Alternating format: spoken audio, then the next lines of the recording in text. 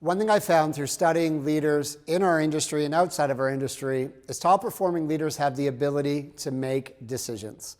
And I don't want to say make decisions quickly, but they have enough information to make an educated decision with the best of intent in the direction of their goals.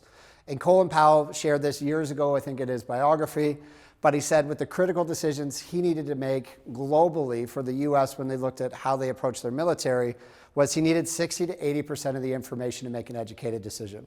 What happens for a lot of us, some fast-moving leaders are getting 40% and making a quick, rash decision. But the reality is most of us are paralyzed with choice and concerned, what if we make the wrong decision? So we want to get 90, 95, 100%, which is impossible, but that's what we desire to make an educated decision, and it prevents us from moving forward. So an exercise that I use to take my people through, my teams that I coach through to help them move through indecision to decision, is an exercise of what's the benefit if we do, and what's the risk if we don't. So let's break it down here. What's the benefit? Maybe one of your goals is we want to double down on providing a consistent and remarkable guest experience. So here we would say, what's the benefit if we do that? What's the risk if we stay doing what we're doing now? It's not that we don't want to do that, but we might not have the people, the time, the capacity, the training. But an exercise, write the goal out, make sure we have 60 to 80% of the information. Just want you to write out 3 to 5 things, benefit and risk. And once we have those, we're going to be able to make a decision. The key thing for most teams is we have great conversation, but we don't move forward to decision and then action. The last part of this exercise that is often missed is this.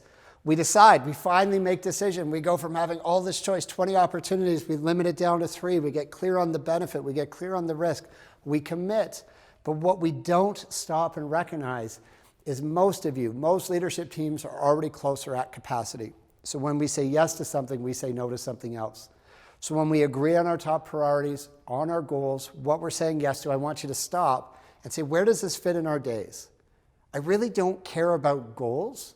I need them to be defined. What I most care about to protect the leaders that I coach is how do you block the time in your calendars, in your days, in your weeks, in your months to do the work. If we block and stay consistent with committing the time, we will get shit done. So on this side is if you say yes to doubling down on your service, and that's going to take you 4 hours a week per manager, what are you saying no to? And can we fill that gap, or can we stop doing that? If we follow this process through to the end, I promise you it'll be more clear. But most importantly, leaders make decisions in the directions of their goals consistently. That's their job, and that's your challenge.